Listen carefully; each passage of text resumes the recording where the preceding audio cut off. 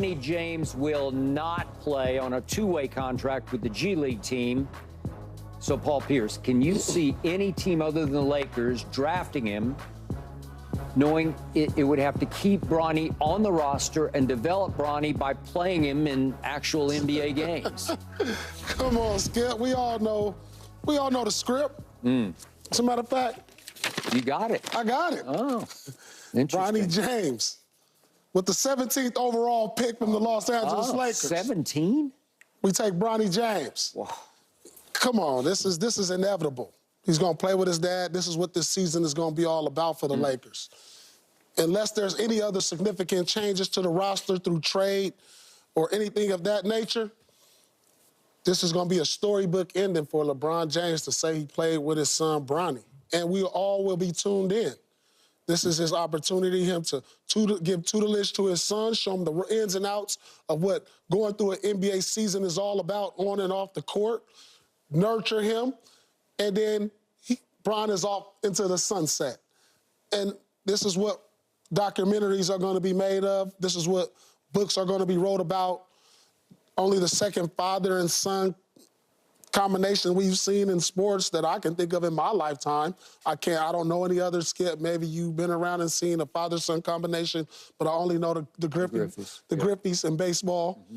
And for us to see this in the NBA would be unprecedented. And I can't wait. I can't wait to see this. This is all scripted. This is in the making. Clutch Sports. This is what's going to happen, Skip. I just don't see it no other way. You know,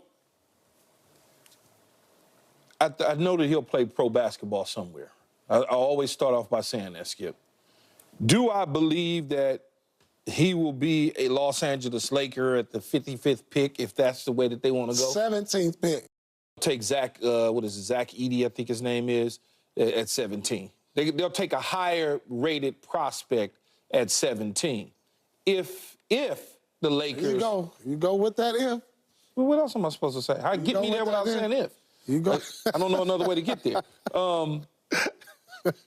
But I don't know if Bronny James' desire is to play with the Lakers and his father and follow in his footsteps, you know, right along the way. Yep.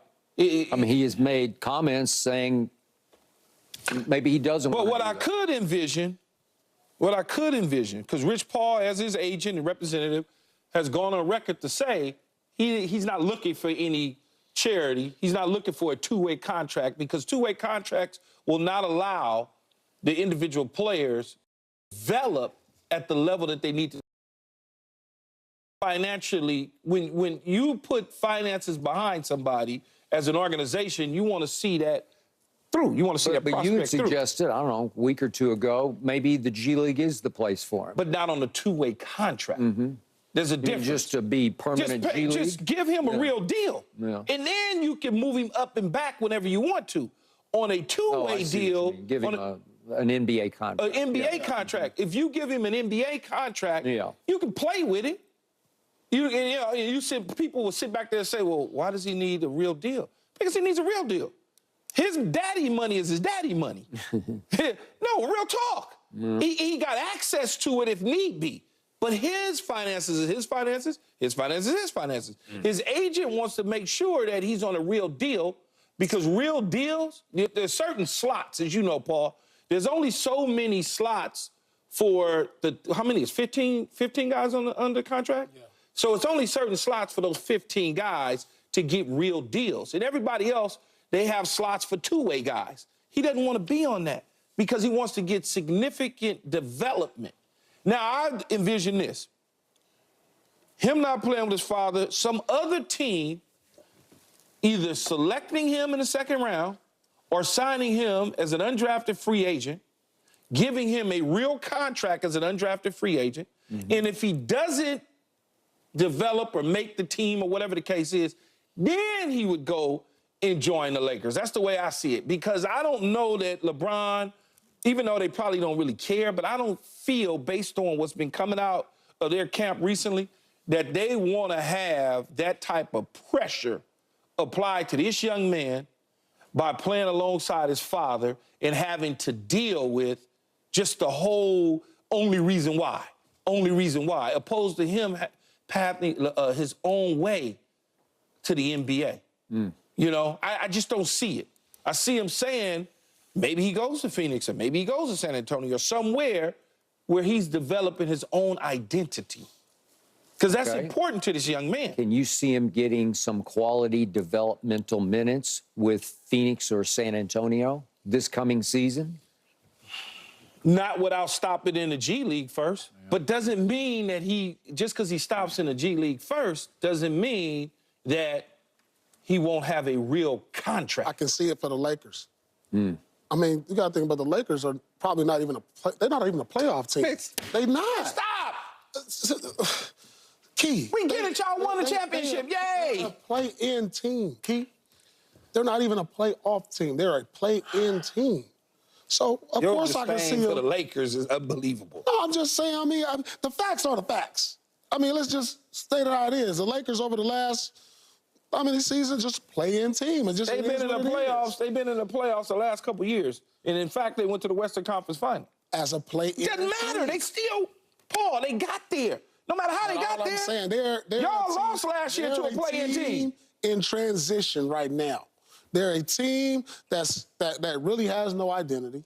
They're a team who got a coach by default. They're a team that's just not as constructed that's going to go anywhere anytime soon. So why not draft Bronny and develop him? Like say, hey, all right, we're going to put you behind D'Angelo Russell and give him those minutes to play with his dad. Why are you keeping us with D. Russ, man? What make you think we going to do that?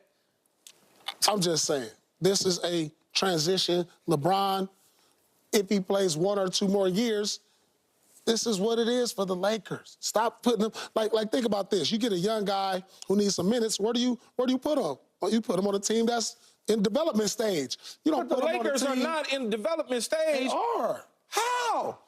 They got AD, LeBron. I get it. Rui. If you want to add D'Lo, Austin Reeves. You know what? Gabe Vincent. Who else? I'll be shocked if the Lakers. I'll be shocked if the Lakers make the playoffs next year with this roster. Okay. Whether or not they make the playoffs next year, I'll be shocked if they did. With this roster. How is that a development team? Can you please explain this young man? How is that a development team? I thought they were going to be really good last year, and if 4 guys hadn't gotten hurt who contributed next to nothing, Paul. they would have been pretty good because they didn't have Jared Vanderbilt all year. Don't sit here and tell me if they had Jared Vanderbilt, it would have made a world of a difference. He's their primary defender. Gabe Vincent was supposed to be there. He's not an all-defensive performer. Gabe Vincent, it was not on the all-defensive team ever. No. So y'all can't tell me, you sit up here and tell me that Vanderbilt and Gabe Vincent would that make that much of a difference on what the Lakers did last year. This is not the Houston Rockets of 2 years ago. It's not. The Houston Rockets of 2 years ago was a developmental team. That was a team that was young, and they was just trying to see who was who. Maybe I said the wrong. I said maybe the word is a transition team. They're transitioning into Well, it's not like they have a bunch of young players who are trying to figure it out. They don't have any. I feel like in the next couple years, they're going to transition into that. That's why you hire J.J. Redick. Because once LeBron goes off into the sunset, you're going to start trying to acquire draft picks. So you're going to move on from Anthony Davis then? I probably would. That'll be the wise move to do. So if they move That'll be the wise move to do in a year. They don't make the playoffs next year. Why not explore trading Anthony Davis to the OKC and get some draft picks and try to transition into what's going to be But that's not this year. It could be as early as this year. Okay, so Paul, to you, man. First issue is, why would the Lakers, if the script is written, why would they waste or use the 17th overall pick on Bronny when he's going to be a Laker anyway? It's almost like you don't need to use any draft pick on him. You don't want to put nobody else in another position to draft him, which another team could possibly do. And that's great for the kid. And that's great for him. But maybe it may not be. If somebody else drafts him, that's great. Maybe somebody drafts him to spite the Lakers. Okay. So I brought this up to Keyshawn on Friday. You were not here. Yeah, he was busy. I was on the duck boat. You were duck boating. I was on the duck boat. Okay. So Phoenix is sitting at 20. That owner, that young wealthy owner, is a plunger because we've seen what he did plunging for KD and Bradley Beal around Devin Booker. So I brought up to Keyshawn that only one other team has worked out, according to Rich Paul, only one other team was granted a workout, and that was the Phoenix Suns. So it's been Lakers and Suns. I don't know, maybe there's been some on the slide that we don't know about. But the point is, if Phoenix said, we're going to sit there and we're going to take Bronny James at 20 and try to entice LeBron to come play with his son for much less money, even though Rich Paul said there is no way LeBron is going to take any less money.